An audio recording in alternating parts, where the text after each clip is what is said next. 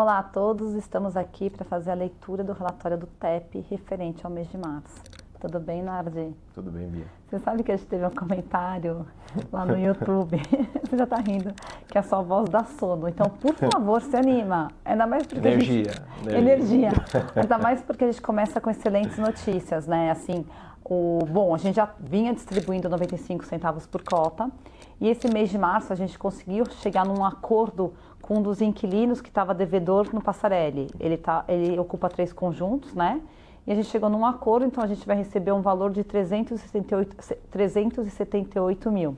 Né? E que isso vai impactar a cota, na distribuição da cota no final do semestre, em 7 centavos a mais. É isso mesmo? É isso, a gente recebeu o valor ali, até um pouco...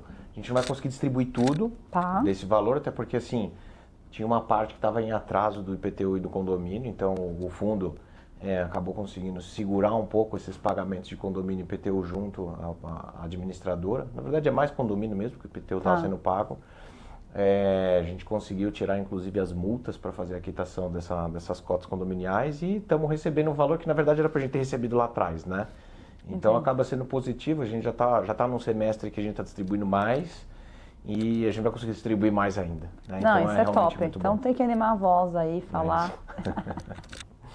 Bom, vamos lá. Então, no Passarelli é isso. Eu acho que também a gente terminou o paisagismo ali da Rua Paes Leme. É uma coisa que a gente sempre vem falando, que a gente tem feito e realmente terminou. A gente está colocando bastante fotos em referente ao Passarelli. Em todo o relatório esse mês tem fotos para mostrar tudo que a gente fez. No Torre Sul, finalmente o Blens foi inaugurado lá pelo dia 14. Então, assim, fica na área comum, na recepção você chega, tem um café que é excelente para quem está usando o ativo, né, o edifício, e para quem passar por lá e quer entrar e tomar um café, né? Sim. A gente fez um movimento bem parecido no São Luís, né? A gente implementou um café Blends lá também. A gente fez outras implementações lá, a gente colocou um Oba também, que é o supermercado. Ficou super bacana. Acho que quem conhece o São Luís, quem frequentou, quem frequenta, sabe que aquilo traz uma amenidade não só para quem é usuário do prédio, mas traz um fluxo de pessoas de fora, né? E aí eu acho que quando a gente estava procurando um âncora ali para essa área térrea do Torre Sul, a nossa preocupação foi também, na verdade é uma preocupação nossa, né, de querer deixar o prédio aberto para a cidade, né, e óbvio, né, respeitando toda a questão de segurança, né, porque isso é importante, mas a gente sabe, por exemplo, que no entorno do Torre Sul tem outros prédios corporativos, né, e que às vezes eles carecem de um tipo de amenidade que a gente conseguiu deixar dentro do nosso prédio, né, então... Quem agradece, os inquilinos, quem frequenta o prédio e o entorno também, né? E aquela recepção é enorme, né? Então a gente olha e fala, poxa, por que não fazer isso antes, né? É todo um processo. E um ponto importante também falar que isso é receita que está se gerando no condomínio. E a gente, enquanto proprietário, a gente aufere parte dessa receita. Então a gente é dono de mais da metade do Torre Sul, então... O que entrar de recurso proveniente para o condomínio dessa locação, a gente tem direito, teoricamente, a metade disso, um pouco mais da metade que a gente é proprietário. Perfeito. No edifício Fujitsu, a gente teve a assembleia dia 19 de março, então a gente levou para aprovar uma série de pontos, né? E a gente conseguiu aprovar. Então, a reforma no lobby, não é paisagismo, o que mais que a gente conseguiu aprovar? Isso é um ponto importante, a gente sempre fala nos nossos relatórios que o trabalho ele é de médio prazo. O tempo passa muito rápido, a gente sabe. Óbvio, uma parte envolve recurso. Eu vou explicar um pouco essa parte do recurso, como é que a gente vai trabalhar isso. Mas outra parte é um trabalho que precede, né? Que é justamente você fazer um estudo, que envolve arquitetura, que envolve conversa com os outros proprietários, que envolve um planejamento. E a gente tem uma série de melhorias mapeadas para o Fujitsu, né? É um prédio que está no portfólio aí desde 2021, meio de 21, né, mais ou menos. A gente comprou em maio de 21. E agora a gente está de fato conseguindo aprovar essas melhorias. Então a gente levou algumas pautas para a gente aprovar nessa assembleia que teve agora no meio de março. A principal delas que a gente já vem veiculando nos nossos relatórios gerenciais também, que era o retrofit do lobby, que é o que a gente fala, né? É a porta de entrada do prédio. É aquela impressão que dá para quem está aí visitar o prédio. Então a gente conseguiu, a gente veio inclusive mostrando, né, o que seria uma ideia desse retrofit nos relatórios anteriores. A gente mostrou no relatório de janeiro, se eu não me engano, em janeiro. também mexer nos halls privativos, né? Então cada andar tem o seu hall e a ideia é modernizar, fazer todo o sistema de iluminação, forro, pintura das paredes. A gente também está trabalhando uma parte de potencializar receitas através das áreas comuns. Então parte disso envolve uma obra simples, né, em algumas das áreas comuns do prédio, para a gente começar de fato a gerar receita. A gente também tem um escopo de paisagismo revisado, né, que isso também faz parte da renovação, então não é só a parte civil. E algumas outras questões mais acessórias, né, no caso ali, implementar nos outros subsolos acesso facial, né, que já tem no primeiro, então a gente vai colocar nos demais. Isso é uma questão de segurança também, de comodidade para os usuários. É algo que veio sendo implementado com um pouco mais de força depois da pandemia e hoje virou uma realidade nos prédios. E a instalação de uma copa para os funcionários, de fato, terem um local lá para poder... Os funcionários, só lembrando os funcionários que trabalham ali no prédio. Trabalham no prédio, exato. Segurança, recepção, tudo isso. E aí, acho que assim, tudo isso para falar que assim, os investimentos que a gente faz no fundo, nos ativos do fundo, muitas vezes eles vêm através de dinheiro que tem em caixa no próprio condomínio, né? Então, por exemplo, o Faria Lima, que é um prédio que a gente comprou no ano passado, ele tem muito recurso em caixa.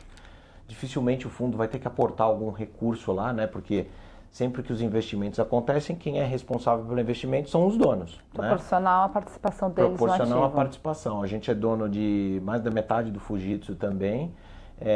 Parte desses investimentos vão ser feitos através com um pouco que tem de caixa no condomínio e o restante vai ter um aporte de fato do fundo. E muitas pessoas questionam, putz, mas... Quanto impacta isso na distribuição, né? Essa é a pergunta. Esse impacto ele não vai ser tão visível em distribuição mensalmente, tá? Ele mensalmente vai ser um impacto muito pequeno e a gente costuma falar que o impacto maior dele, agora pelo menos no curto prazo, ele aconteceria se fosse numa venda. Tá? Porque em aluguel, a gente hoje tem um aluguel com a Fujitsu que está em linha com o mercado, a gente acredita, né? Mas quando você implementa todo esse retrofit, aí sim, quando você vai ter uma revisional, uma renovação de aluguel, você consegue trazer um pouco mais isso de forma palpável e o ativo fica muito mais líquido e um valor intrínseco mais alto, né? Então é um investimento que ele não é alto, perto do que vai mostrar ali a termos de renovação para o prédio, mas assim, a gente até colocou de forma bem clara, porque no mês passado a gente incluiu aquele gráfico de fluxo de caixa do fundo, né? Sim, sim. Uma projeção que a gente tinha, a gente sempre deixa claro que o fluxo de caixa ele pode se alterar e essa é uma das questões, por exemplo, que mexe no fluxo de caixa, né? Ele não vai mexer substancialmente em resultado no fundo, mas a gente vai ter ali um caixa que ele vai ser consumido, a gente fez um planejamento ali, um cronograma. Então são aportes que a gente vai começar a fazer só no meio do ano, né? E aí a gente de fato começa a mexer, fazer todas as melhorias que demandam mais capital do meio do ano em diante, né? E agora a gente vai começar a trabalhar algumas melhorias que não demandam aporte de proprietário, né? A gente vai trabalhar algumas coisas um pouco mais acessórias que estão nesse escopo de investimento. Então a expectativa é ter tudo isso que a gente colocou aqui já finalizado até o fim do terceiro trimestre do ano. Tá? Esse é o cronograma que a gente montou. Não necessariamente é o cronograma de aporte financeiro, mas de fato de trabalho. Não, perfeito. E é super importante dizer assim que todas essas melhorias, elas levam um tempo. Quanto tempo a gente vem falando do paisagismo do Passarelli? Terminamos agora. Então, é isso. A gente aprova, vai começar. E leva aí é uma reforma, né? E assim, é um negócio, são melhorias que envolvem a discussão, né, principalmente.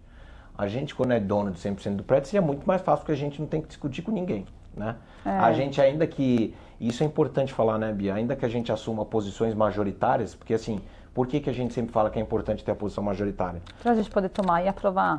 A gente sabe os investimentos que precisam ser feitos, o que a gente gostaria de fazer. Então, os prédios que a gente tem mais de 50% de participação, a gente aprova sozinho isso, né? Mas não é porque a gente aprova sozinho isso que a gente não tem a participação dos outros proprietários, dos outros...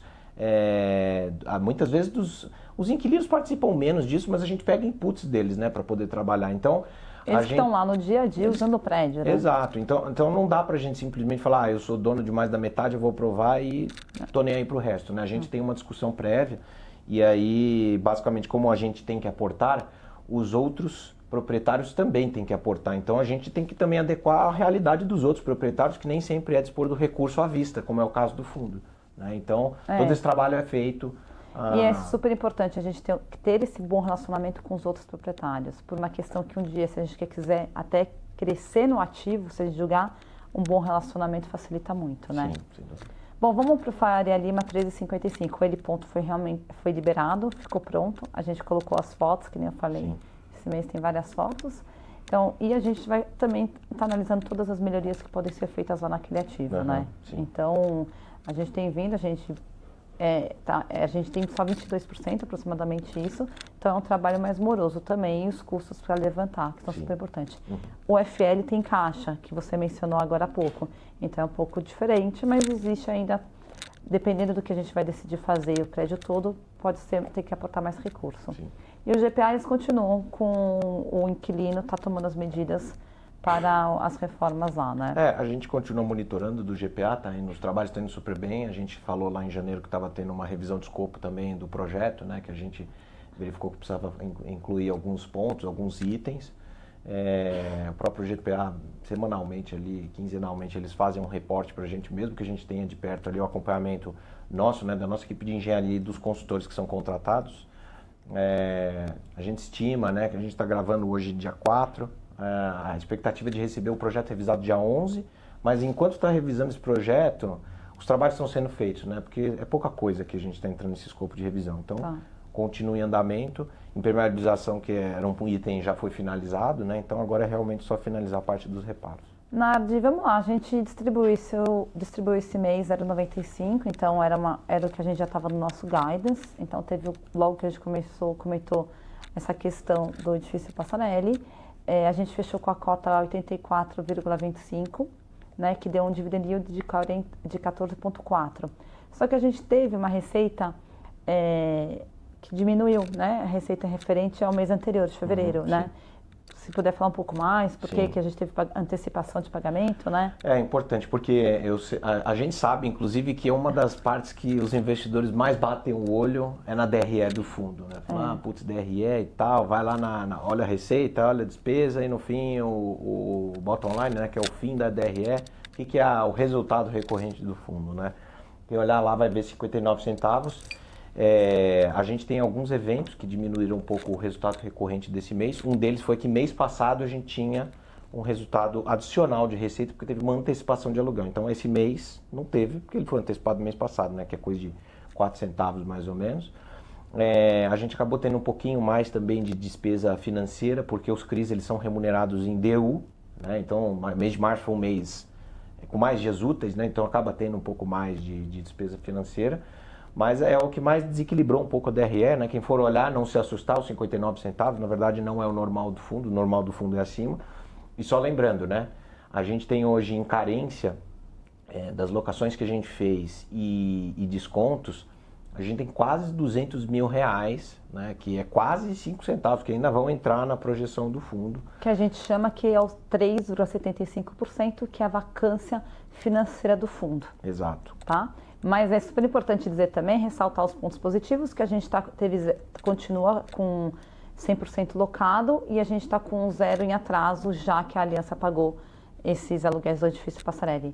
Leonardo, sabe outro ponto que eu queria falar com você? O que a gente está olhando de pipe de crescimento do fundo? A gente aprovou a assembleia e muitos investidores, cotistas questionam isso. Então, só para a gente falar, estamos alinhados, o que a gente está vendo hoje no pipe e formas de crescer o fundo? Sim. Não, eu acho que assim, a gente sempre viu falando aqui da questão, inclusive legal falar, né, Bia? A gente fez 2 lives esse mês de março. Começa aquela história falando justamente que ele participou de 2 lives. É super importante porque a mensagem são muito similares, mas quem conduz a conversa às vezes é diferente, tem vários questionamentos. E no fim aqui a nossa leitura é do relatório, né? A gente sempre tem um viés de falar um pouco mais dos acontecimentos do mês, mas a estratégia a gente sempre também vai tentando dar uma pincelada aqui. Nas lives a gente acaba falando um pouco mais aprofundado, né? A cabeça, como é que a gente vê. A gente sempre tenta incluir no relatório o máximo de informações possíveis, mas é importante o que você está perguntando porque a gente continua com o pipeline ali focado em laje corporativa, apesar da flexibilização. A gente falou bastante, inclusive, disso nessas lives. Mas a gente também está vendo um pouco de elementos de forma de diversificar, né? Porque todos sabem que a tese do TEP é value add, é melhorar o prédio, melhorar o ativo, melhorar o aluguel, ganho de capital. E muitas vezes, primeiro, o fundo hoje não tem caixa suficiente para uma nova aquisição, né? Se tivesse, seria via alavancagem também, que não é algo que a gente quer fazer agora, né? Aumentar a alavancagem do fundo. E trazer, de alguma forma, não precisar depender de comprar ativos, né? A gente até colocou no mês passado, né, no relatório, olha, estamos estudando integralizar ativos em troca de cotas, né? Então a gente faria uma emissão e com essa emissão a gente chega e cria um número novo de cotas e a gente dá para quem está colocando o ativo dentro do fundo, né? Então isso não tem impacto nenhum. Na verdade o fundo agradece, os outros investidores agradecem porque aumenta, né, a diversificação do fundo. E a gente também está olhando assim algumas classes de ativos que a gente poderia estar navegando não necessariamente na classe B, mas na classe A e não de forma majoritária, mas como assim uma posição estratégica em que a gente não cresce muito o patrimônio líquido do fundo, mas a gente começa a colocar, por exemplo, andares de prédios que estão com inquilinos excelentes, em prédios excelentes, trazendo um retorno adicional para o fundo, né? Não vai ser uma posição majoritária no fundo, mas é algo que a gente está vendo aqui como possibilidade de trazer um elemento adicional de diversificação. Então a gente fica na laje corporativa, a gente continua com a posição majoritária do fundo, do PL, nos ativos que a gente já tem, mas a gente cresce um pouquinho com andares, né? 1, 2, 3 andares de prédios muito bem localizados, de qualidades excepcionais, que vão trazer aí uma diversificação e um yield adicional. Então é uma estratégia que a gente está olhando aqui também. Em tempos com CDI alto desse jeito, a gente tem que ser criativa, né?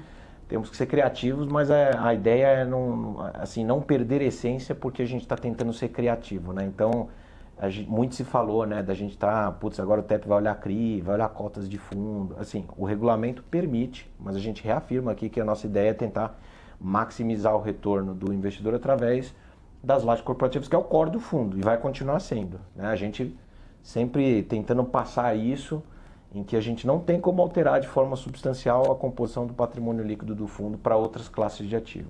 Bom, a gente atualizou o guidance considerando essa distribuição adicional no final do semestre e eu não sei se tem mais algum ponto.